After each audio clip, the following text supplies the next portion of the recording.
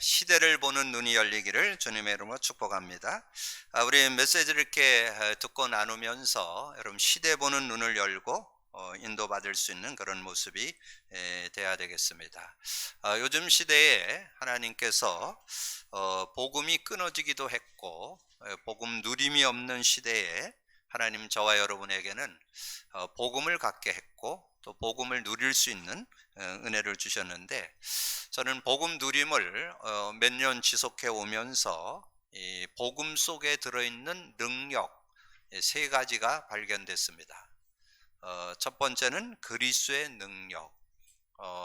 익히 우리가 그리스도 모든 문제 해결, 그리스도로 충분하고 완전하고 모든 것이다, 메시지 많이 들었는데 정말 그리스도 능력은 모자라지 않는다는 것, 구원의 능력일 뿐만 아니라 삶 속에 또 모든 일 속에서 답이 되고 늘 힘이 되고 치유가 되는 그런 능력인 것을 이렇게 확인하고 있습니다. 그래서 저는 이렇게 삶을 살다 보면 크고 작은 그런 일들이 생겨지고 이럴 때 이 고백 선포만 한 서너 번 이렇게 하면 이렇게 편안함이 찾아오고, 그래서 어떻게 인도받아야 될 건가, 어떻게 해결할 것인가, 이런 부분에 대해서 이렇게 깨달아지니까 참 감사한 그런 시간들을 갖고 있습니다. 그래서 정말 이 그리스도는 마스터 키라는 거, 어떤 문제도 답이 된다는 거. 그래서 정말 주님께서 공생의 3년을 이렇게 마무리하면서 한 가지 알기를 원했던 것이 새삼 이렇게 느껴지면서 정말 그 한 가지 제대로 알고 살면 된다는 거. 주는 그리스도시요 살아계시는 하나님의 아들이십니다. 그리스도는 하나님 만나는 길이 되십니다. 죄와 저주에서 해방 주셨습니다. 사단 이긴 권세를 주셨습니다. 그 의미가 이렇게 생활 속에 이렇게 적용, 체험되면서 누려지기 때문에 정말 그리스도의 능력이 새삼 확신되고 누려지는 그런 시간이 되고요. 두 번째는 성령의 능력 누림. 성령의 능력 누림. 예수님께서 이제 부활 승천에 이렇게 가시기 직전에 이제 하나님 나라의 일을 이렇게 설명을 쭉 하시고 그러면서 사도들과 함께 모이사 너희들은 예루살렘 떠나지 말고 내게 들은 바 아버지의 약속을 기다리라. 그럼 이제 세상 살아가는 동안에 그 성령의 능력 갖고 살라는 그런 얘기죠. 내게 들은 바 아버지의 약속. 그게 요한복음 14장 16장을 배경으로 설명하는 겁니다. 요한복음 14장에서는 예수를 통해서 하나님을 만나게 되면 성령이 우리 안에 영원히 함께하고 우리 속에 계시고, 우리가 성령 인도받으면 승리할 수 있고, 우리가 예수 믿을 때 세상에 줄 수 없는 평안을 얻게 되는 것을 말씀해 주죠. 그러면서 요한복음 16장에서는 그 성령의 능력을 실제로 우리의 삶에 어떻게 누릴 것인가 내용을 이렇게 쭉 설명하면서 내가 떠나가는 것이 유익하다. 내가 가면 보혜사 성령이 와서 죄에 대하여, 의에 대하여, 심판에 대해서 책망하실 것이다. 그러면서 13절에 진리의 성령이 오시면 진리 가운데로 인도하시고, 이 진리 가운데 인도한다는 말은 여러분 바른 삶, 여러분의 인생, 삶 모든 것을 이렇게 진리 가운데 바르게 옳게 사는 방법이 뭘까? 그럼 뭔가 바르게 살고 잘 살아야 되잖아요. 잘 사는 길이 뭔가를 이 진리가, 복음이 깨우쳐 준다는 거예요. 그래서 진리 가운데서 인도받게 되고, 또 그리고 장래일을 알게 한다 그랬죠. 장래일. 늘 여러분 미래에 대한 걱정이 늘 있잖아요. 그럼 미래 어떻게 될 것인가? 앞으로 10년, 20년 후에 어떻게 될 것인가? 이런 부분들이 이제 복음 안에 있으면 이렇게 분별되고 깨달아진다는 그런 내용이죠. 그리고 24절에 지금까지는 너희가 내 이름을 구하지 않았으나 구하라 그러면 받으리니 너희 기쁨이 충만해라. 이 성령을 받게 되면 기쁨이 온다는 거예요. 그래서 성령이 역사하면 해결 안 될 게 없다, 그런 뜻이에요. 그게 성령이 역사하면 영적 과학이 일어나고 흑암이 꺾이고 천사가 활동하고 하나님 계획이 이루어지기 때문에 어떤 일들 속에서든지 하나님 축복이 들어있음을 말씀해 주고요. 33절에 이것을 너에게 이르는 것은 너희로 내 안에서 평안을 누리게 하려 함이라. 그래서 이 성령이 역사할 때 세상이 줄 수 없는 평안을 우리가 얻게 됐는데 그 평안을 누리면서 살아가는 그런 삶이 되어진다는 거죠. 그래서 여러분 정말 복음 갖고 있고 성령의 능력을 누린다면 세상이 줄 수 없는 평안을 얻게 된다는 걸 말씀해 주죠. 그러면서 이제 주님이 마지막으로 이제 부탁한 말이 너는 예루살렘 떠나지 말고 내게 들은 바 아버지의 약속을 기다리라. 그러니까 제자들이 묻죠. 우리나라 회복됨이 이때니까 지금 로마에 속국돼 있잖아요. 그러니까 그건 너희 알 바 아니고 오직 성령이 너에게 임하면 너희가 권능 받고, 오직 성령이 너에게 임하면 권능 받는다. 여기에 모든 답이 함축되어 있습니다. 모든 능력이 함축되어 있습니다. 그래서 여러분이 성령의 능력을 누린다는 말은 사도행전 1장 8절의 능력을 누린다는 뜻이에요. 그래서 그 능력을 여러분이 누린다면 그 증거가 마가다락방에 모였던 성도들이 증거를 보여줬잖아요. 마가다락방에 모였던 성도들이 정말 그들이 지금 당한 어려움들, 힘듦, 지금 뭐 이단 누명 썼지요. 예수 믿으면 감옥 가죠. 예수 전하다 들키면 돌에 맞아 죽죠.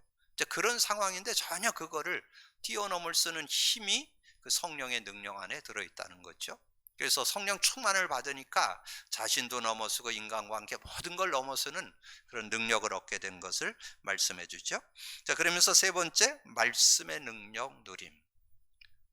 지금 많은 분들이 성경 들고 있고 말씀을 가까이 하는데 이 말씀의 능력을 제대로 누리려면 말씀을 제대로 봐야 돼요. 말씀은 그리스도를 설명하는 게 성경이에요. 성경이 뭘 설명하느냐? 구약은 메시아, 신약은 그리스도. 그래서 저는 요한복음 5장 39절을 읽으면서 그것을 암송하면서 얼마나 이렇게 힘나는지, 그 안에서 모든 것이, 그럼 시간 되시면 그 예수님이 직접 하신 말씀이에요. 요한복음 5장 30절에서 47절까지를 한 3번 정도 읽어보세요. 영생에 대한 거를 쭉 설명하면서 지금 그 얘기를, 핵심 포인트가 39절이에요. 너희가 성경에서 영생 얻는 줄을 생각하고 성경을 연구하거니와. 성경을 연구하고 성경을 공부하고 성경을 깨닫고 싶잖아요. 성경을 연구하거니와. 성경은 내게 대하여 증언하는 것이니라. 예수님에 대한 증언이에요. 예수님에 대한. 예수님이 누군지를 제대로 알고 믿으라고 성경을 줬다니까요. 그걸 깨달으니까 모든 메시지가 성경도 바르게 이해되고 모든 메시지가 바르게 이해되니까 그냥 그대로 능력이 되는 그런 축복이 있잖아요. 그래서 저는 요즘에 이사야를 통해서 지금 메시지를 나누고 지금 말라기까지를 이 예언서, 선지서라고 그래요. 선지서. 그래서 대선지서, 이사야, 예레미야, 애가, 에스겔, 다니엘, 이걸 대선지자라 그랬고, 그리고 지금 이제 지난달부터 했던 호세아서부터 말라기까지 12권이 있는데 이걸 소선지자라 그래요. 이 소선지자를 통해서 주시는 그 시대 상황, 그 어려운 그런 상황 속에서, 그래서 그 시대 배경과 그것이 지금 오늘날 우리 현실하고 어떻게 연결될 것인가, 이런 거를 찾아내고 우리가 답을 내야 되거든요. 그런데 어떤 눈을 가지고 봐야 되냐? 그리스도 관점으로. 이 그리스도의 눈을 가지고, 복음의 눈을 가지고 성경을 볼 때 바른 눈을 가지고 승리할 수 있다는 거. 여러분이 복음 누림 속에 3가지 능력이 들어있다는 거. 그리스도의 능력, 성령의 능력, 말씀의 능력. 요거를 여러분 진짜 맛봐야만 여러분 참 신앙인 되고 참된 축복 가운데 인생 신앙생활 할 수 있습니다. 자, 오늘 제목을 복음 가진 자의 눈물. 그러면 제가 왜 이 눈물을 썼을까요? 오늘 본문에 보니까 애통하고 슬퍼하고 눈물을 흘려야 될 내용이 본문에서 지금 많이 나오고 있습니다. 특별히 5절에 보면 취하는 자들아 너희는 깨어 울지어다. 포도주를 마시는 자들아 너희는 울지어다. 울라는 거예요. 그럼 왜 울어야 될까요? 울어야 될 것을 우리가 그 의미를 알아야 되겠죠? 울라는 거죠.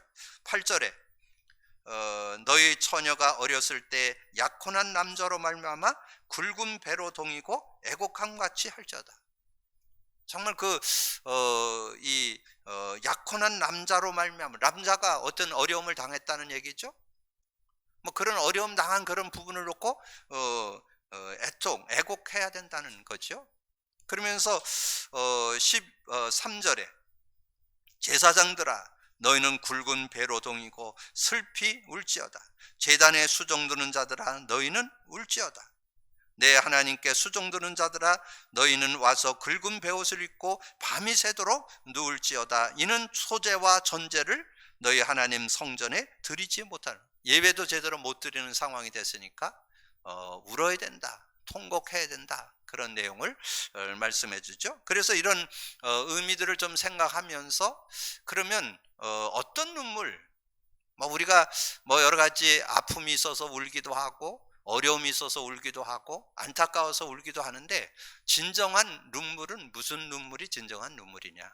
그래서 복음 가진 자의 눈물이라는 내용으로 오늘 말씀을 좀 나누려고 합니다. 그래서 제가 성경 속에서 이 눈물에 대한 내용을 이렇게 좀 찾아보니까, 특별히 우리 뭐 롤 모델이 예수님이잖아요.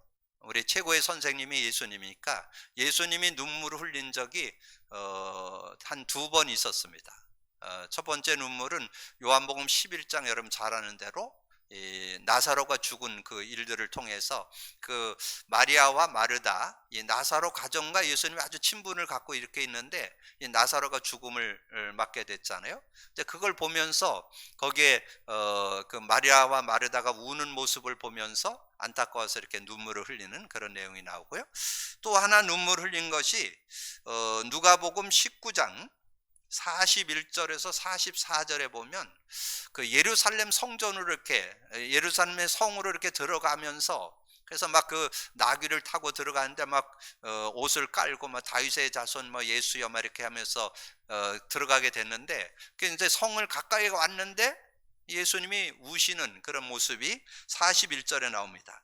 가까이 오사, 그 성, 예루살렘 성에 가까이 오사 성을 보시고 우시며 이르시되 너도 오늘 평화에 관한 것 일을 알았다면 좋을 뻔하였거니와 이제 내 눈에 숨겨졌도다.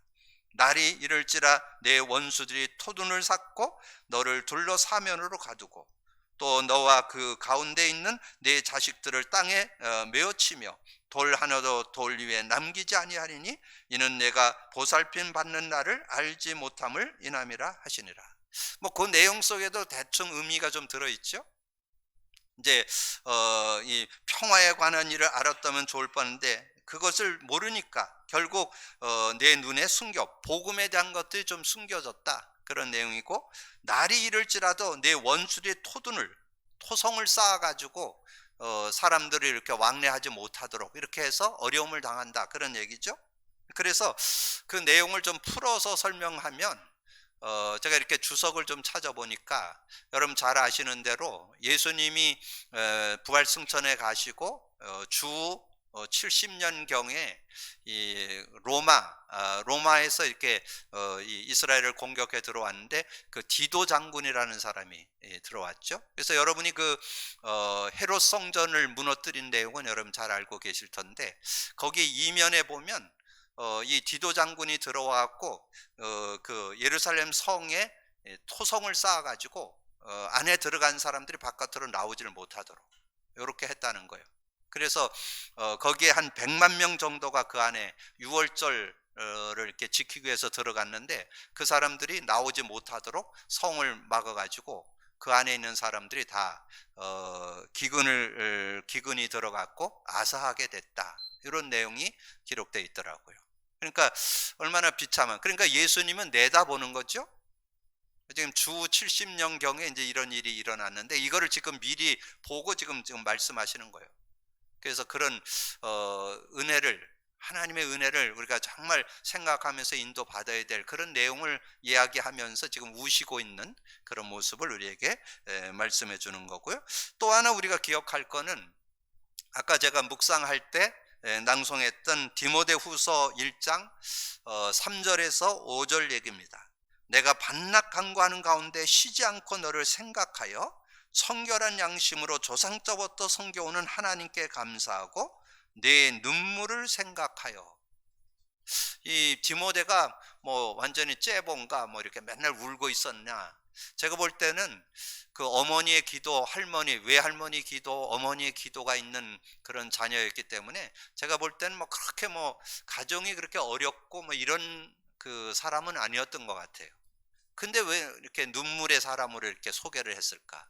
그래서 아마도 이 디모데가 영혼 구령에 대해서 아주 굉장한 그런 가슴을 갖고 있던 그런 사람이 아니었는가, 제가 이렇게 예측해 볼 수 있습니다. 왜 그렇게 예측할 수 있느냐 하면, 여러분 그 사도행전 14장에 가보면 이 바울이 복음을 전하고 그러다가 이제 그 성에서 복음을 전하다가 이제 막 유대인들이 들고 일어나갖고 이 바울이 죽임을 당했어요. 죽임을 당해가지고 이게 죽으니까 성 밖으로 이 바울을 갖다가 가마대에 이렇게 해가지고 뒤집어 가지고 바깥에 내 던져놨거든요. 근데 내 던져놓으니까 이제 서늘해지잖아요. 그러니까 이제 죽었는 줄 알고 내 던져놨는데 다시 깨어나갖고 다시 그 성으로 들어가는 그런 장면이 그 사도행전 14장에 나옵니다. 그래서 그 들어갔는데 나중에 왜 들어갔는 이유가 나중에 그 16장, 15장, 16장에 가면 나와요. 거기서 만난 사람이 디모데입니다. 그러니까 디모데를 만났을 때, 야, 이 사람은 시대에 준비된 일꾼이구나. 정말 그 영혼 구령에 대한 불붙는 사람이구나. 이거를 이 바울이 알게 된 거죠. 그래서 죽음을 맞아서 내쳤는데 깨어나니까 다시 그 디모데에게 확실하게 심어야 되는데 지금 그걸 못하고 나왔기 때문에 다시 들어가서 디모데에 가서 얘기하는 그런 장면이라는 것을 우리가 볼 수 있잖아요. 그래서 이제 그 내용을 가지고 지금 얘기하는 거예요. 그 디모데 후서에서 4절에 내 눈물을 생각하여 너 보기를 원하면 내 기쁨이 가득하게 하려니라. 정말 그 서로 통한다는 거죠. 영혼 구령에 대한 그런 가슴을 갖고 있는 디모데라는 거죠. 그래서 이는 내 속에 거짓 없는 믿음이 있음을 생각함이라. 이 믿음은 먼저 내 외조모 로이스와 내 어머니 유니게 속에 있더니 내 속에도 있는 줄 확신하노라. 그러니까 거짓 없는 믿음, 순수한 믿음을 가지고 이 복음을 전하려고 하는 그런 중심이 있었던 디모데를 생각할 때 내 눈물, 그 디모데는 그런 사람이었다는 것을 우리가 볼 수가 있죠. 그래서 오늘 복음 가진 자의 눈물, 우리는 뭐 어렵고 힘든 그런 어떤 눈물을 흘리는 것이 아니라 저 현장을 바라보면서 저 죽어 있는 영혼들, 복음 없어서 고통당하는 영혼들, 또 복음 갖기는 했는데 저는 요즘에 안타까운 것은 신앙인들이 어려움 당하는 이들이 너무 많아요. 물론 뭐 이 세상이 다 오염되고 그 시대가 다 병든 시대이기 때문에 뭐 어려움 오는 거는 당연하지만 정말 그런 어떤 어려움들을 이겨나가는 그런 모습들이 좀 돼야 되는데 그런 부분들을 좀 놓치고 있는 그런 안타까운, 하나님께서는 저와 여러분에게 이 복음의 능력을 줘서 이 복음 가지고 구원 얻었을 뿐만 아니라 완전 승리하도록, 그럼 정말 그리스도의 능력, 성령의 능력, 이 말씀의 능력 찾아내셔서 복음 안에서 승리하는 여러분 되기를 주님의 이름으로 축복합니다. 그래서 하나님은 처음서부터 복음을 주셨어요. 여러분 서론에 보면 인간이 해결할 수 없는 해결책을 줬다. 창세기 1장 2절에 보면 흑암, 혼동, 공허가 이 세상을 덮고 있는 그런 세상을 얘기하잖아요. 흑암, 혼동, 공허 속에 있는 그 세상에 하나님이 빛을 창조했습니다. 하나님께서 이르시되 빛이 있으라 하심에 빛이 있었고, 빛을 창조해서 그 어두움, 흑암, 공허, 혼동 속에 하나님은 빛을 주시는 그런 하나님이신 것을 말씀해 주죠. 본인도 모르게 밀려오는 원죄에 대한 답, 창세기 3장 문제에 누구든지 다 걸려 있잖아요. 그래서 뭐 우리가 특별히 뭐 어떤 잘못을 하고 그래서 오는 게 아닙니다. 여러분 창세기 3장에서 태어났기 때문에 누구나 다 찾아오는 그런 원죄 문제, 그런 고통들 우리 힘으로는 해결 못해요. 여러분의 능력으로는 해결 못해요. 그래서 하나님께서 창세기 3장 15절 여자의 후손 예수 그리스도를 주어서 그것을 해결하시는 그런 모습을 우리가 정말, 저는 이 복음 누리면서 하나님 은혜가 얼마나 큰지, 구원받았을 뿐 아니라 그 모든 문제를 이렇게 해결받고 치유받고 승리하면서 살아갈 수 있는 은혜를 얻게 된 거 생각하면 생각할수록 얼마나 감사한지요. 그러면서 인간이 살아갈수록 오게 되는 고통에서의 해방, 거기서 새우절 드렸잖아요. 근데 그 새우절이 나온 그 배경을 여러분 잘 이해하셔야 돼요. 출애굽기 3장 18절의 배경이 뭐예요? 이스라엘이 하나님의 은혜 속에서 인도받는 중에 복음을 잃어버려 가지고 애굽의 노예가 되어 있는데, 그것도 하루 이틀 아니고 수십 년도 아니고 400년 동안 종살이하는 그들이 거기서 빠져나오는 언약, 거기서 승리할 수 있는 언약이 출애굽기 3장 18절입니다. 피제사, 유월절 어린 양의 피 바를 때 400년의 그 고통에서 해방받는 그런 축복이 그 안에 들어있음을 말씀해 주잖아요. 이사야 7장 14절은 어떤 배경이에요? 북이스라엘은 아수르에게 무너져 갖고 남자들이 다 해외 시장에 팔려나가고 노예로 다 팔려나가고, 그리고 그 이스라엘의 그 사람들이 있는데 여인들이 가정을 꾸리는데 온전한 가정을 꾸릴 수가 없어. 여러분 요한복음 4장에 나온 여인이 남자 5인데 진짜 남편이 없어요.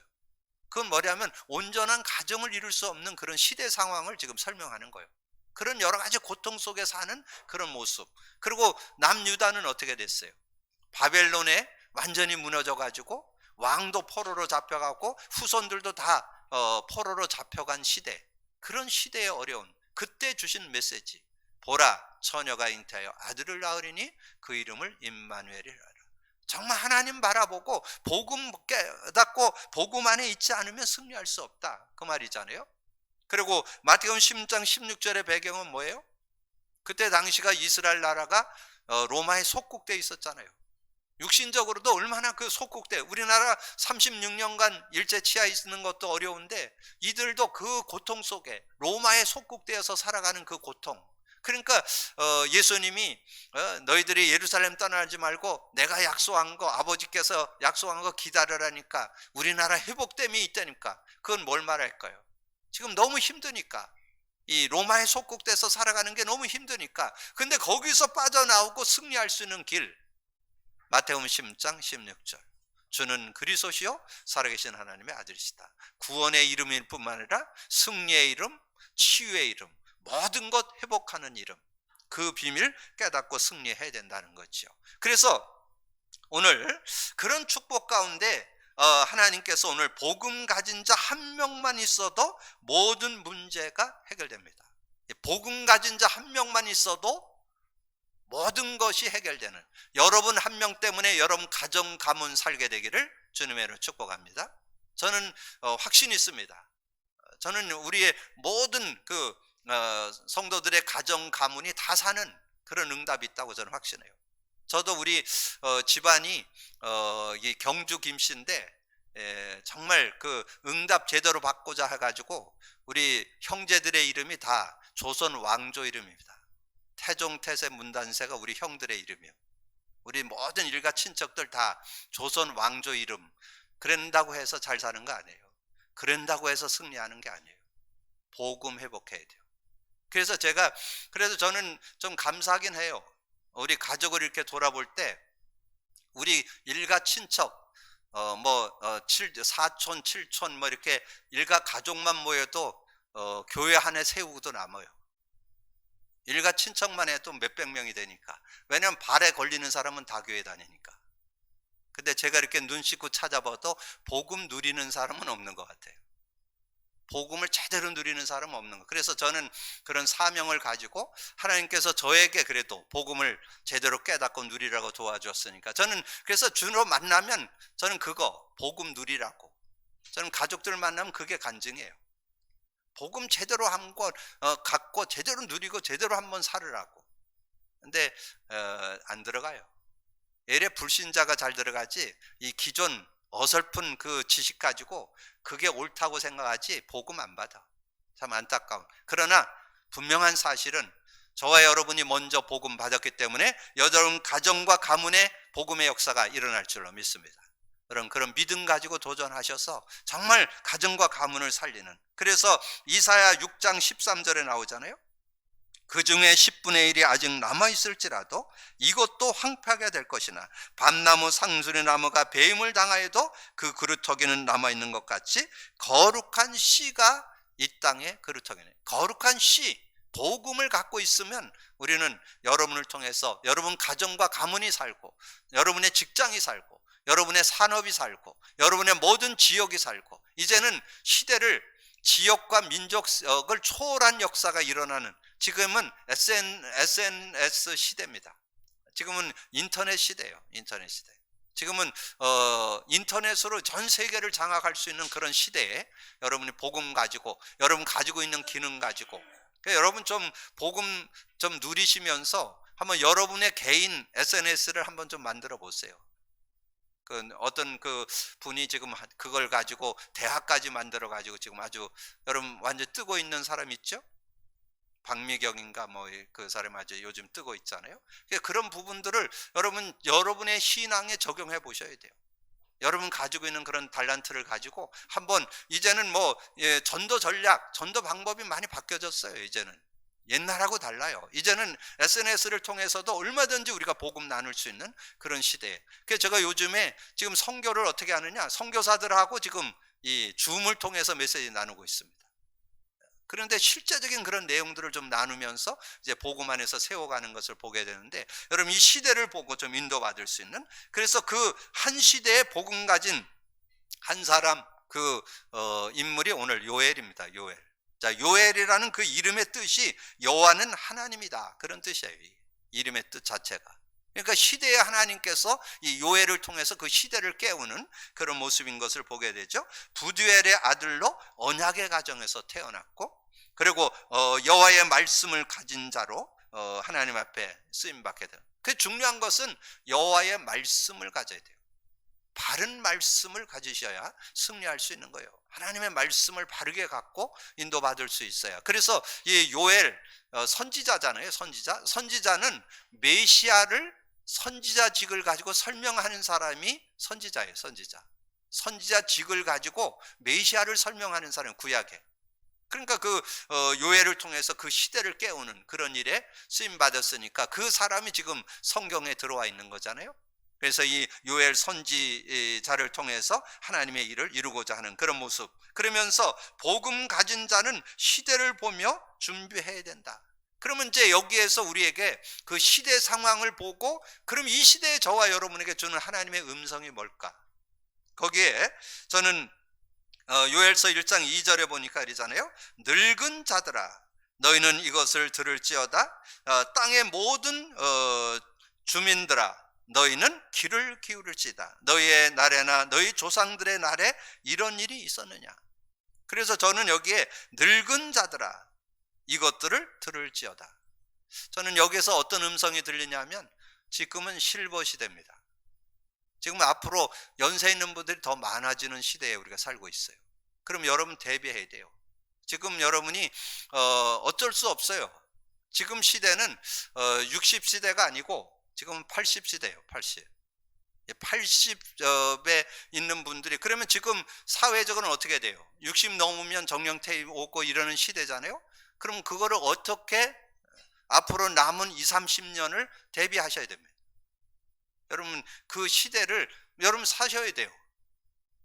여러분 사셔야 되는데 그 실버 시대를 어떻게 내가 의연하게 대처하고 그거를 풀어갈 것인가를 찾아내야 된다니까. 지금 시대는 실버 시대라니까. 지금 80대 시대라니까. 80대. 예, 그 웃지 못할 얘기 전에 제가 말씀드렸죠. 요즘 경로당에 70대가 경로당 가면 완전히 막내 취급당해가지고 안 간대요. 어떤 분이 그러더라고. 왜 경로당 안 가냐니까 막내 왔다고 온갖 심부름 다 시킨다네. 라면 끓여라, 뭐 청소해라, 뭐 이래가지고 그래서 안 간대요, 경로당. 그게 뭐예요? 지금 시대를 대변하는 거예요. 지금 거의 제가 이렇게 주중에 만나는 분들도 거의 80대하고 제가 놀아요. 이 80대 되신 분 하는데 젊은이하고 별 차이 없어요. 제가 운동해도 제가 져요. 얼마나 뭐 이렇게 성숙된 어떤 인생 역륜도 있고 경험도 있고 이걸 가지고 인도받는데, 그래서 저는 그러면 우리 연세 있는 분들, 실버들이 올바른 삶을 찾아내려면 뭐 찾아내야 될까요?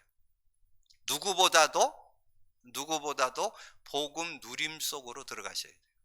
그래야만 여러분 이 시대를 승리할 수 있습니다. 잘못하면 연세 있는 분들이 많은 경험과 지식을 갖고 있기 때문에 복음 속으로 들어가기 어렵습니다. 왜냐하면 본인이 경험한 그 옳은 것이 있기 때문에, 그렇게 살아온 게 틀리지 않았기 때문에, 그게 옳다고 생각하기 때문에 잘 안 내려놔요. 근데 제가 지금 얘기하는 복음 누림은 정말 연세 있는 분들이 필히 여러분이 순종하셔야 돼요. 그래야 여러분이 더 여러분 그 연세를 뛰어넘는 그 축복을 여러분 누릴 수 있습니다. 그 축복 찾아내기를 주님의 이름으로 축원합니다. 자, 그러면서 3절에 너희는 이 일을 자녀에게 말하고 너희 자녀는 자기 자녀에게 말하고 그 자녀는 그 후세에게 말할 것이니라, 그렇게 말씀했죠. 그 이제 이 자녀들에게 지도해 줘야 된다는 거죠. 그러면 이 자녀들이 올바른 복음을 갖고 복음을 누리도록 도와줘야 되는데, 여러분 자녀들에게 어떤 걸 남겨야 될 것 같아요? 저는 여러분의 자녀들이 정말 그 시대를 분별하고 일어나는 여러 가지 상황들을 분별할 수 있는 눈은 복음에 들어있다고 저는 확실합니다. 여러분, 이 복음 누린다는 것은 어마어마한 그 축복이 들어있어요. 여러분 모든 인생 삶도 들어있고, 삶도 들어있고, 일도 들어있고, 인생도 들어있고, 모든 것이 다 들어있습니다. 그 속에서 찾아내지 않으면 올바른 삶이 될 수 없어요. 올바른 신앙이 될 수 없어요. 올바른 인생이 될 수 없어요. 여러분 그 축복이. 그래서 여러분 자녀들에게, 그래서 제가 요즘에 우리 교회에서 지금 하고 있는 인간 문제와 답이나 신앙 근본, 이걸 USB에 담아 가지고 제가 우리 가족 렘넌트들 있는 가정들에게 이렇게 나눠주고, 그거를 같이 하고, 지금 교사들에게 제가 미션을 줘갖고 한 교사에게 가정 한 두 가정씩 좀 선정을 해서 좀 도와주라, 좀 그렇게 지금 해서. 왜냐하면 지금은 렘넌트 사역의 패러다임이 바뀌어야 돼요. 지금 앉아서 기다려갖고는 안 온다니까. 상황이 뭐 올 수가 없어요. 특별히 원주가 지금 얼마나 코로나가 많이 나오는지 자녀들이 보낼 수가 없는 그런 여러 가지, 지금 뭐 유치원도 못 가는 그런 상황이니까 뭐 교회 못 오는 거예요. 뭐 당연하죠. 이제 이런 시대 상황이잖아요. 그럼 이런 것들을 보고 지금은 어떻게 해야 되냐? SNS를 통해서, 인터넷을 통해서, 온라인을 통해서 사역해야 됩니다. 그래서 저도 요즘에 지금 선교의 패러다임을 바꾸고 있다니까. 선교사들하고 지금 가지를 못하잖아요. 그래서 인터넷으로 지금 줌으로 하는 사람들을 지금 한 명, 두 명, 지금 이제 두 선교사하고 지금 매주 포럼을 하면서 지금 사역을 하고 있습니다. 그렇게 지금 패러다임이 바뀌는 그런 시대에, 그래서 여러분 자녀 교육에 대한 부분도 여러분 우리 교회에서 지금 하고 있는 이 복음 누림, 오늘 그냥 예사로 듣지 마세요. 복음 누림 속에 들어있는 그리스도의 능력, 그 능력 속에 들어있는 여러분 성령의 능력, 말씀의 능력, 여러분 자녀들에게 전달돼야 된다니까. 여러분 자녀들에게 이게 전달돼야 여러분 시대는, 그런 얘기 하죠? 여러분 시대는 그냥 지나면 돼요. 근데 지금 안타까운 건 여러분 후대의 삶이에요. 후대의 삶. 앞으로 10년, 20년 후에 여러분 자녀들의 삶에 대해서 얼마나 안타깝습니까? 진짜 저는 복음 없으면 살아나기 어렵다. 급변하는 시대. 정말 우리가 코로나를 경험하면서 이제까지 경험해보지 못한 걸 지금 경험하고 있잖아요. 이런 부분들 여러분 알고 인도받아야 돼요. 자, 그러면서 1장 4절에 보면 팥중이가 남긴 것을 메뚜기가 먹고, 메뚜기가 남긴 것을 느치가 먹고, 느치가 남긴 것을 황축이 먹는다. 이건 시대를 지금 내다보고 하는 얘기예요. 어떻게 되느냐? 거기에 팥중이는 바벨론, 메뚜기는 바사, 그 느치는 헬라, 황충은 로마를 의미해요. 그러니까 그런 시대에 그 강대국으로 인해서 계속 어려움 당하는 그런 시대를 살게 될 텐데 어떻게 할 거냐? 복음 제대로 갖지 않으면 어렵다는 거죠. 그래서 제가 그런 말씀 드렸죠. 이 시대, 코로나 시대에 지금 많은 뭐 국가에서나 또 병원에서나 지금 의학으로 굉장히 뭐 지금 해보려고 그랬지만 어렵습니다. 그러면 우리는 이것을 수용하면서, 그러면서 이곳에서 어떻게 살아남을 것이냐? 우리는 과학을 부인하지 않아요. 의학을 부인하지 않아요. 국가가 하는 거에 대해서 거부하지 않습니다. 그러나 그걸 능가할 수 있는 인간에게만 있는 하나님의 능력, 복음 회복하셔야 돼요. 이 시대를 살 수 있는 길은 복음 제대로 갖고 누려야 승리할 수 있다는 거죠. 그래서 우리 복음 가진 자의 기도가 필요하다는 거죠. 복음 가진 자의 기도. 그래서 요엘서 1장 5절에서 7절, 특별히 5절에 말씀했죠. 취하는 자들아, 지금 술 취하고 그렇게 허랑방탕하고 있을 때가 아니라 취하는 자들아 너희는 깨어 울지어다. 포도주를 마시는 자들아 너희는 울지어다. 이는 단 포도주가 너희 입에서 끊어졌음이라. 우리가 그냥 뭐 술 먹고 마시고 이래고 그냥 허송세월 보낼 때가 아니라는 거죠. 정말 우리가 깨어서 기도할 때라는 것을 말씀하는 거죠. 그러면서 8절에서 12절에 너희는 처녀가 어렸을 때에 그 8절에 나오죠. 너희 처녀가 어렸을 때 약혼한 남자로 말미암아 굵은 배로 동이고 애곡함 같이 할지어다. 이건 여러분 이스라엘 풍속 중에 우리나라는 뭐 이렇게 약혼 그러면 뭐 보통 이렇게 결혼을 앞두고 먼저 준비하기 위해서 약혼을 하잖아요. 근데 이스라엘의 풍속 속에는 어려서 결혼할 사람을 미리 정하는 이런 풍속이 있습니다. 근데 미리 정했는데 그 남자에게 어려움이 오게 되니까 그 처녀가 어떻겠어요? 그런 모습도 있을 수 있다는 거죠. 그러니까 우리나라 그 나라의 어떤 풍속이나 이런 것들을 통해서 뭔가 미래를 두고 소망 가운데 살아가는데 거기에 아픔이 있게 되는 그런 문제도 있다는 거죠. 그런 문제를 당했을 때 그런 거를 놓고 우리가 슬퍼해야 된다는 그런 애곡해야 된다는 그런 내용을 말씀해 주죠. 그러면서 13절에서 20절에 보면 이제 정말 그런 대제사장들도 다 회개하고 하나님 앞에 통회해야 되는 것을 말씀해 주죠. 13절에 제사장들아 너희는 굵은 배로 동이고 슬피 울지어다. 제단에 수종드는 자들아 너희는 울지어다. 내 하나님께 수종드는 자들아 너희가 와서 굵은 베옷을 입고 밤이 새도록 누울지어다. 이는 소제와 전제를 너희 하나님 성전에 드리지 못함이라. 그렇게 9절에도 나오잖아요. 소제와 전제가 여호와 성전에 끊어졌고 여호와께 수종드는 제사장이 슬퍼하도다. 그러니까 지금 같은 상황이잖아요. 예배 제대로 못 드리는 이런 상황이고 여러 가지 하나님을 제대로 섬겨야 될 그런 것들이 많이 어려운 그런 시대의 상황을 만났다는 거죠. 그래서 그걸 놓고 슬퍼하는데, 그런데 그냥 슬퍼하고 있을 때가 아니고 그걸 가지고 기도할 때고, 그걸 가지고 우리는 기회로 삼아서 하나님께 더 나아갈 수 있는 그런 모습이 되어야 된다. 그게 14절이죠.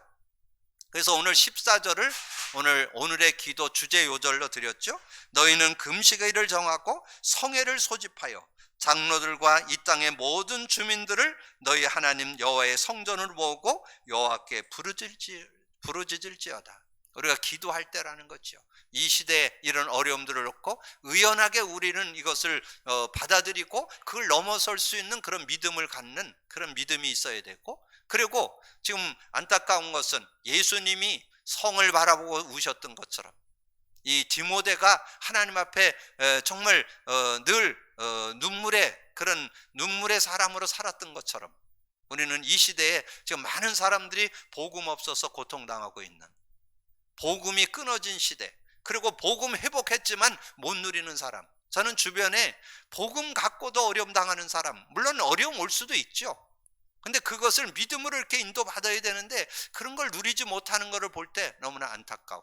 그래서 우리가 할 일은 저 세상에 복음을 전하기 위해서 우리가 눈물로 기도해야 되고, 우리 가족과 가문을 놓고도 눈물로 기도해야 되고, 우리 직장과 산업에 정말 주변에 알고 지내는 이들이 정말 복음 받을 수 있도록, 복음 받는 거로만 끝나지 말고 복음 누리도록 도울 수 있는 저와 여러분이 되어야 될 줄로 믿습니다. 그래서 15절에서 19절에 그 기도 내용이 나오죠. 슬프다 그날이요, 여호와의 날이 가까웠으니 곧 멸망같이 전능자에게로부터 이르리로다. 먹을 것이 우리 눈앞에 끊어지지 아니하였느냐? 기쁨과 즐거움이 우리 하나님 성전에서 끊어지지 아니하였느냐?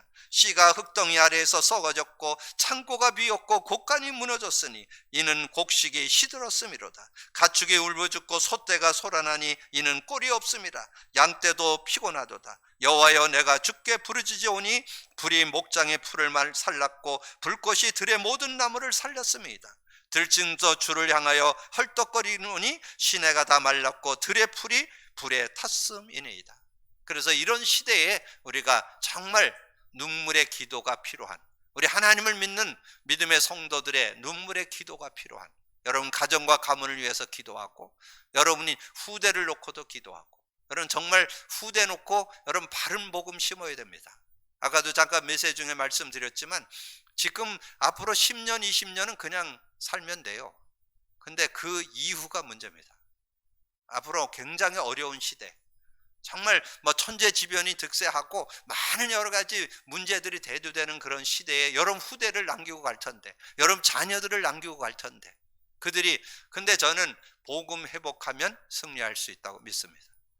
참 복음 속에는 어떤 상황, 어떤 시대에도 승리할 수 있는, 그래서 하나님께서 이 다니엘서를 통해서 에스겔 요한 계시록을 통해서 그런 시대 속에서도 참 복음 가지면 얼마든지 승리할 수 있다는 거. 그래서 복음 가진 자의 눈물, 여러분이 무엇을 가지고 우리가 눈물을 흘리면서 기도해야 될 건지 여러분 좀 하나님 앞에 깊이 묵상하면서 인도받는 여러분 되기를 주님의 이름으로 축복합니다. 주님 감사합니다. 오늘도 귀한 날 주시고 또 귀한 말씀을 상고하며 그 의미를 찾아낼 수 있도록 은혜 주신 거 감사합니다. 깨달아지는 의미 속에 믿음 가지고 인도받아서 하나님 주시는 최고의 응답과 축복을 누리는 저희들이 되게 하여 주옵소서. 감사거리 주님 예수 그리스도 이름으로 기도하옵나이다. 아멘.